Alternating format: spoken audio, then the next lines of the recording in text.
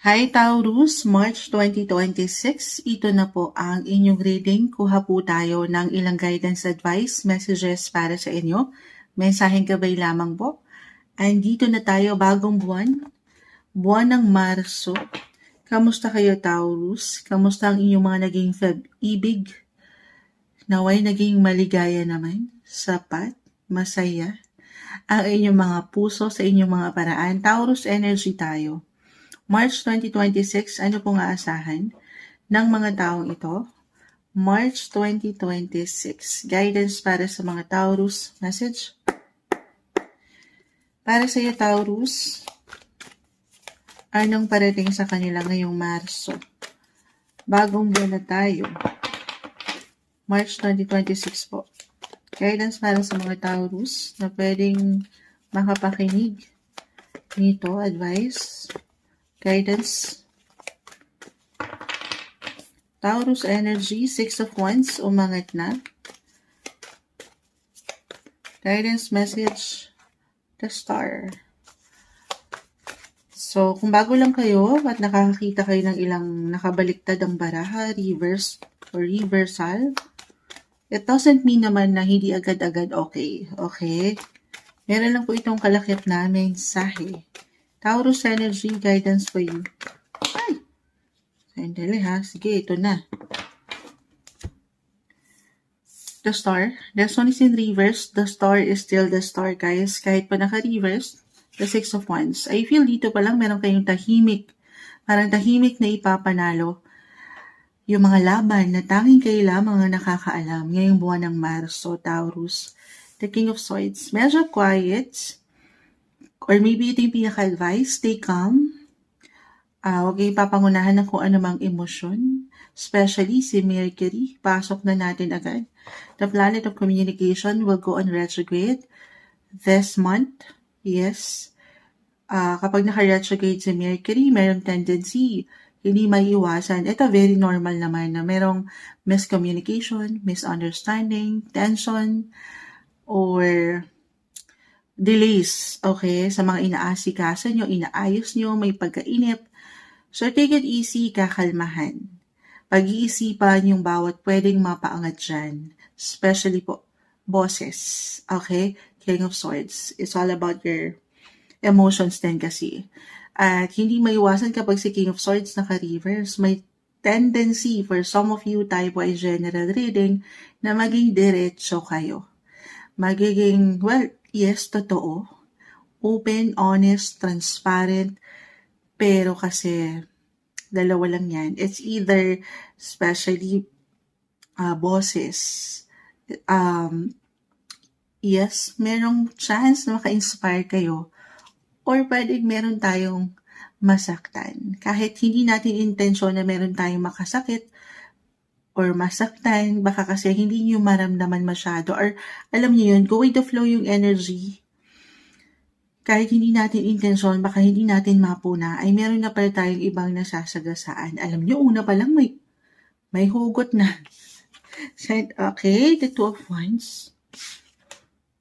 Princess of Swords. Kahit pa tayo. Ito na yun. 7. 7 of Pentacles. 4 of Wands.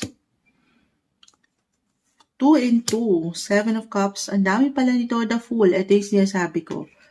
Na dire-diretso tayo. Na teka lang ha. Titingnan niyo yung pwede niyong pagdaanan. Yung bawat aksyon, desisyon. Not the best month to make major big decisions. Maiwan kong ganun ha. Pero kung talagang wala kayong option, Moonchild wala. Kailangan kong merong buing desisyon. Kailangan kong merong pirmahan ngayon or mag-set ng something energy investment, physically, mentally, emotionally, financially. So, hindi sa hindi magiging okay, guys. Pinapaalalahanan lang kayo ng inyong mga baraha po dito na hanggat kaya, of course, halimbawa kung ito ay isang negosyo o relasyon, syempre naman, you should always know. First, you should know your business. Okay? Or kilalanin nyo munang mabuti ang pwede nyong pasukin. Pasukin? Ano double meaning? I mean, na relasyon. Especially if this is something new para sa inyo. Okay, or someone new. So, general reading, parang pwede itong konektado sa partnership, relationship. Yes po, huwag kayong magmamadali. Ito ay isang process. Kasi as a Taurus, may tendency na maging mainipan kayo. So, tatalon kayo agad doon sa conclusion. Or magmamadali kayo, gusto nyo matapos agad ang isang proyekto. Or meron kayong gustong marating agad. So, yung pressure, kalma. Okay, sabi ko nga, una pa lang, maybe yun yung pinaka-advice. Ipanalo nyo ng tahimik at may pagkakalma yung mga laban nyo ngayong buwan. Huwag masyadong fiery. Kalma. Kasi may pagka-overwhelm ako nakikita, the seven of cups. Overwhelming, confusing at times. Kasi may pangarap kayo. Ito yung ilang wishful thinking nyo eh. This is about your hopes, your dreams, your wishes, the star. Pero isa-isa lang po. 7-7 ang umaangat actually. It's all about yung plano nyo eh. Yung mga nakikita nyo kayo 6 months, a year from now, walang imposible. Pero kakalmahan, Taurus. Take everything one day, one step at a time. Ngayong buwan. The Fool is in reverse, the King of Swords, the Two of Wands, nagiging indecisive or in a way walang pagkaklaro.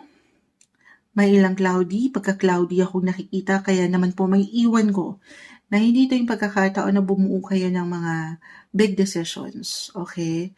Pero sabi ko nga kung wala talagang option at nakaset na to, ngayong buwan to gagawin, or nakaschedule na, hindi sa hindi magiging okay, Taurus. Pero kakalmahan, basahin, or pagplanuhan, ano ba basahin? Yung bawat action, halimbawa, mayroong papeles to, kontrata. Babasahin nyo yung bawat pipirmahan nyo. At hindi kayo magmamadali. Kasi baka meron kayo ma-miss na ilang sitwasyon, detalye, at hindi nyo makita yung kabuuan ng larawan. Okay, number 1 rule this month, huwag magmamadali. Huwag maiinip. Okay, ganun po yung enerhiya na ating nakikita. Or kung ito ay patungkol po 7-7, again, relationship, partnership, marriage, or pagdating sa inyong mga love life, I see opportunity, guys. The Fool, the Four of Wands, tahimik, yes, happy, family. Private, may pagka-low-key, pero masaya, fulfilling. Tahimik kayong magse-celebrate. Meron ba sa inyong mga paraan? Or maybe a message ito to spend more quality time sa inyong mga mahal sa buhay. Mahalaga sa iyo, especially kung meron na kayong mga anak. Sa love ha, in fairness guys, kasi mas kumbaga, iba yung tahimik lang eh. Sa inyong way or approach kung paano kayo magkakaroon ng oras sa isa't isa. Marami kayong options, choices. The Seven of Cups, hindi kayo mawawalan. Gusto niyo yun.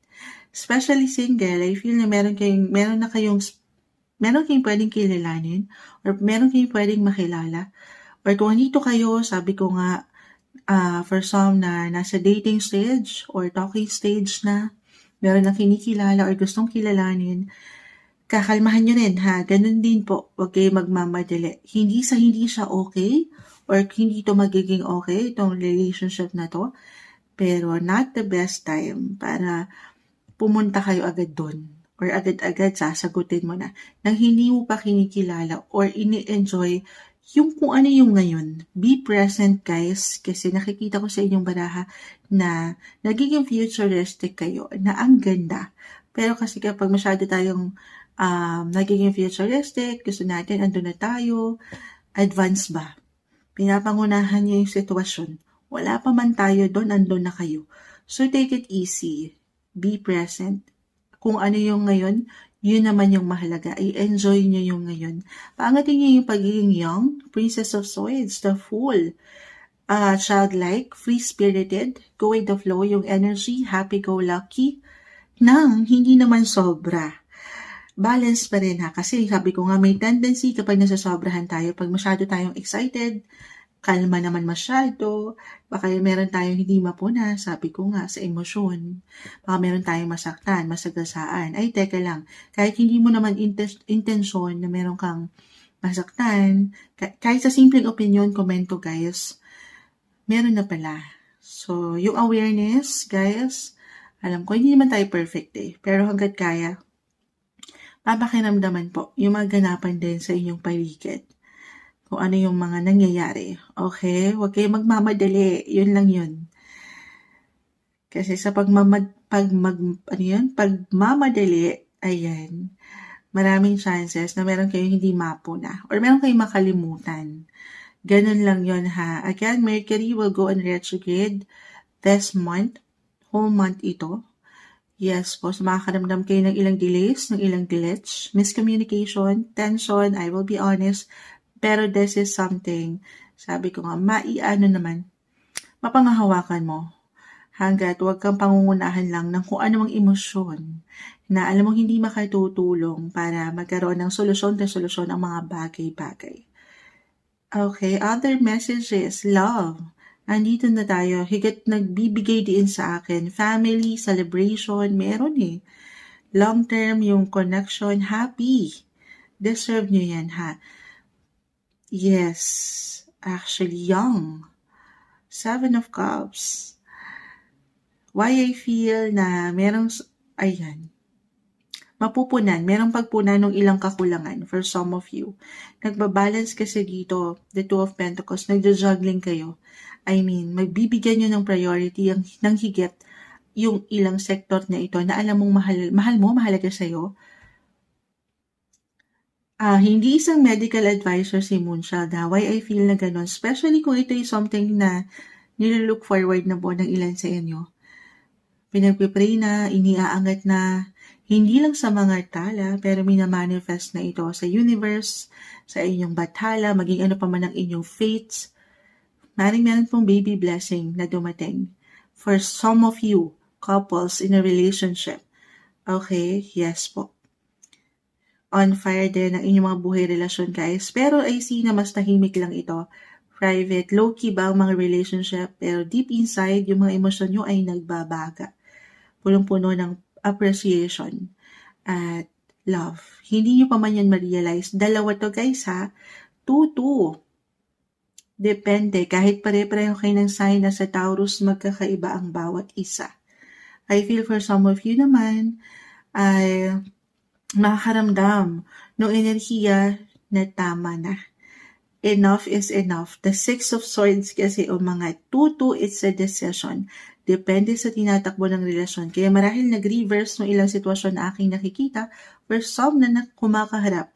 Taurus energies in a relationship couples to ha. Especially na nagkakaroon na ng tension. This time, maaaring makabuo kayo ng realizations or may umangat dyan na okay na to.